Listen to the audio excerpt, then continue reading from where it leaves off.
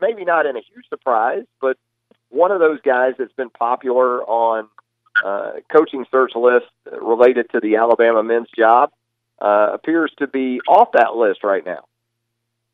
Well, yeah, Steve Prohm is an alum, so his name popped up the last time when he was still at Murray State, and he's done some good things at Iowa State, and certainly commend him on his career. But I'd really not ever heard anything that made me think that he wasn't primarily looking for an extension at Iowa State. And now he has it. And Cecil, I guess that's something we can talk about is it's human nature to connect dots. And from that standpoint, Prohm made a lot of sense. A guy like Thad Matta, formerly of Ohio State, sat out the last couple of years, just 51 years old. There's been some interest in Matta from SEC schools as recent as the last coaching hiring cycle. Do we maybe do that too much, or is it sensible maybe even in the case of a guy like that, Matta? Well, no, it's sensible to say, well, he's close with Sean Miller and 2 and 2, and sometimes equals 4, and sometimes equals 5. Nothing wrong with looking for those things. I will say this: if you scrape hard enough in intercollegiate athletics, everybody's connected to everybody. So, there's some more so than others, but I don't know that that's going to be the defining factor. Again, Steve's name has come up both times. He's an alum, but I think he was happy in Ames and sort of wanted his situation clarified in Ames, in part because Fred Hoiberg floating around out there. So lingering, yeah. So I think that I can't say that came as a surprise or that it shakes up the Alabama search in any dramatic way. Cecil, a lot of times in these searches, the best ability is availability. That was certainly the case the last time around with Avery Johnson. If you're Greg Byrne, is there sort of a cautionary tale in that sometimes it isn't always the best approach to take the guy that is easiest to access, I guess you could say. And do you anticipate, based on what you heard from Greg Byrne yesterday during that press conference, that he has a problem sort of waiting things out if it needs to be that way, if there's a coach still in the tournament even this week? Or do you see the timeline maybe being a little bit quicker than that? Well, I asked him about the timeline. Timeline is to get the best coach available.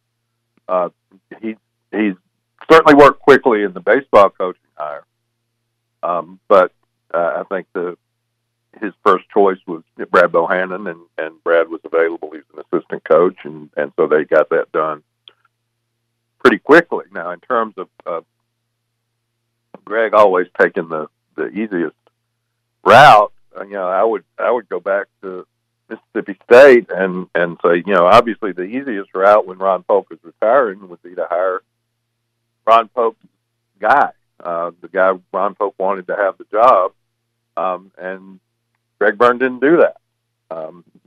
He went to a different coach, or chose John Cohen over Tommy Raffo at the time, and so that certainly rocked a lot of boats. Certainly rocked Ron's boat, and when it would have been much easier to bring up the assistant like a Bill Guthridge situation at North Carolina and go that route. So I don't think he's necessarily committed to going the easiest route by any means. Let's talk about the roster that this next coach is going to inherit at the University of Alabama. We kind of outlined it in the open segment, but if the key pieces, starting with Kyra Lewis at the point guard position, return intact, and the potential for this incoming recruiting class, if with Trendon Watford still out there, could that actually be a selling point, in your opinion? You talk about a team that didn't make the tournament. Usually you talk about a roster that maybe is deficient. But in this particular case, when you look at the potential returnees for Alabama, could it be an actual selling point for Greg Byrne in this process, Cecil? Every coach is going to have to look at that and evaluate his style versus the available talent. Certainly there are some guys that were highly recruited that have some ability. Cairo, John Petty, Herb Jones, Devin Mack, some of the others. I would say it's not a cupboard is bare situation, but the recruits, they're just going to have to see whether the signed recruits or any possible April recruits. They're going to have to see what kind of fit they would be with the new coach. So right now, it's really difficult to say what a new coach will have and what sort of players he wants in his program. Now, I do think a good example of what you can do and did a great job with is Kermit Davis. Came in and took advantage of the players that were there and is probably trying to build up his roster through recruiting. I think he got about as much out of them at 9-9 in the league as you could have gotten out of that team. But Rick Barnes' first year was a transition year. Bruce Pearl's at Auburn was a transition year. Will Wade's at LSU was a transition year. Nick Saban's at Alabama was a transition year. So, you're hesitant to put too much expectation on anybody in a first year while they get that roster situation worked out. Let's talk about some pertinent issues as they relate to the ongoing NCAA tournament. I haven't really talked about it yesterday or today, but I wanted to get your thoughts on the reaction to the Tom Izzo situation with the public dressing down of one of his players that elicited so much reaction on social media and beyond, really. I think we come from similar eras, similar backgrounds, in that it didn't really take me aback to see Tom Izzo with that sort of reaction to a player's effort. I would say more than anything than even his performance. But how did it strike you and maybe the response to it from so many? I understand the response.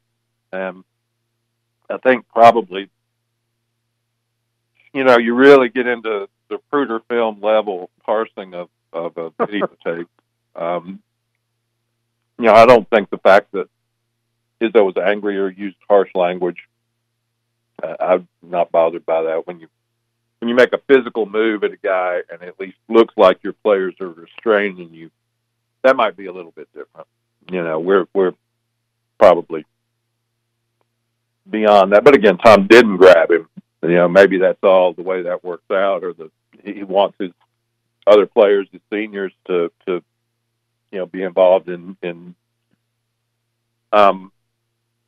participating in that situation. I'm not saying it's staged, but I'm saying, this.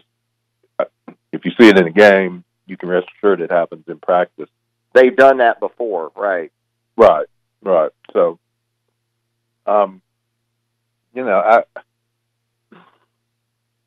old school. I didn't have a problem with it if everybody,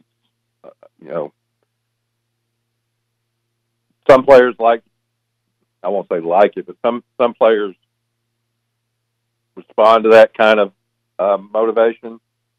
Some players don't. I do think with Tom Izzo, you know what you're getting on the front end. I think a lot of coaches over the course of their careers, they mellow, they calm down. Believe it or not, I think Coach Saban is probably toned down a little bit from what he probably could be at Toledo in year one. I imagine he spoke angrily to a young man at some point during.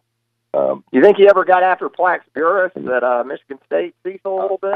Yeah. I don't want to say if he ever had a long talk with Jamarcus or not at LSU, but most of the Alabama players that I saw on social media, who were certainly entitled to their opinion too, were all like, "What's the big deal?" Most of the Alabama football players were like, "We got that at practice more than once." And again, they knew what they were getting, and they also knew what the totality of their relationship was. And there are coaches who can be that way during a practice or during a game, and yet are your best friends at the same time. So yeah, I agree. I think that you know what you're getting. I think there is a point where it is very much instructive, but I also think there is that line, right, in which it becomes more self-serving than beneficial to either the individual or the group as a whole. Is that kind of how you see it, where there is a line to it? I do. There's a line, and you're talking about a coach that has a relationship with the player on and off the court. Some coaches are abusive. Some coaches have been fired for being abusive, for throwing basketballs at players during practice and that sort of thing. Don't think anybody condones that if it's just that tough guy, or it's been women's coaches too. It's not just men's coaches. Pat Summitt got after him pretty good back in the day, right, with those Lady Vols. And I think there are some Lady Vols fans that would love to have that back right about now.